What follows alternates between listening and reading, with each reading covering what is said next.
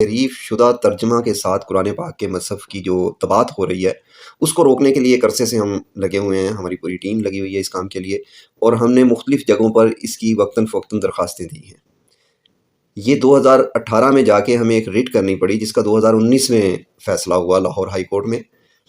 اس فیصلے سے next week پر اگلے ہی دن انہوں نے ٹویٹر اکاؤنٹ پہ قادیانیوں نے ایک خبر چلائی تھی کہ اس ہفتے جو نصرت جہاں کالج فار وومن کا گراؤنڈ ہے وہاں پر مدرسۃ الحفظ اور مدرسہ عائشہ کی سالانہ تقریبات ہوں گی، جہاں پر انعامات، اسناد اور مرزا مسرور کے دستخطوں کے ساتھ قرآن ترجمے والے جو تحریف شدہ ترجمہ کے قرآن پاک کے مصحف ہیں وہ تقسیم ہوں گے۔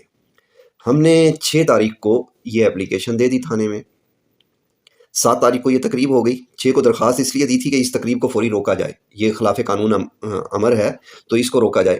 7 تاریخ کو یہ تقریب ہوئی، وہاں پر یعنی شاہد گواہ ہیں، انہوں نے دیکھا اس ساری تقریب کو۔ 14 تاریخ کو ہم نے دوبارہ اپلیکیشن دی کہ اس پر ایکشن لیا جائے۔ اس پر 14/3/2019 سے مختلف JIT مختلف تحقیقات شروع کر دی گئی۔ آپ کو پتہ ہے کہ ان کے خلاف قانونی جدوجہد کتنا مشکل ہے، اور یہ ایسا نہیں ہے اگر کسی صاحب کے ذہن میں یہ ہے کہ درخواست لے کر جائیں گے اور وہ فوری FIR درج کر دیں گے، وہ اس سے پہلے پورا ایک سلسلے سے ایک مشینری سے گزار دیتے ہیں۔ تو یہ 2019 میں جب یہ چلتا رہا کام، یہ ہم مختلف JIT بھگتتے رہے، مختلف آفیسرز کے سامنے پیش ہوئے۔ الٹیمیٹ 2020 میں ہم نے امپلیمنٹیشن کے لیے دوبارہ ریٹ کر دی، جس کا فیصلہ 2022 میں جا کر یہ FIR درج ہوئی جس کے فیصلے کے نتیجے میں۔ اور یہ FIR حسن معاویہ کے نام سے ضرور درج ہوئی کیونکہ درخواست ہم نے دی، یہاں بھی قرآن بورڈ میں بھی، لیکن بیسیکلی یہ قرآن بورڈ کا لیٹر تھا جو بذریعہ DPO پہنچا، اور یہ ریاست کا ایک ادارہ ہے قرآن بورڈ، میرا یا آپ کا نہیں ہے، تو اسٹیٹ کی طرف سے یہ FIR درج ہوئی۔ بیسیکلی ظاہری بات ہے اسٹیٹ خود تو کچھ نہیں دیکھ رہی، ہم نے اسٹیٹ کو یہ سارا کچھ بتایا، اسٹیٹ کے انفارمر ہم تھے، ہمارا نام کیونکہ اس درخواست کے اوپر تھا اس لیے یہ FIR میں درج کر دیا گیا۔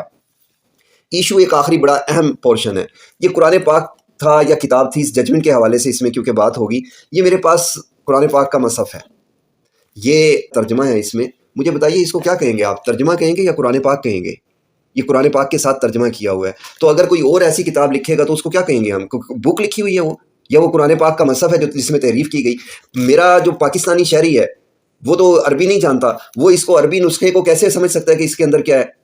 اس کی ٹرانسلیشن جو ہو رہی ہے اسی سے اس کو پتہ چلے گا اس کا کیا مقصد ہے۔ اور اگر ٹرانسلیشن میں تحریف ہو گئی تو وہ کیا سمجھے گا کہ الحمدللہ کا مطلب کیا ہے، جو اس کو ٹرانسلیٹ کر کے بتایا جا رہا ہے۔ یہ میرے پاس اس سے بھی آگے میں چلتا ہوں، معرف القرآن کا نسخہ ہے۔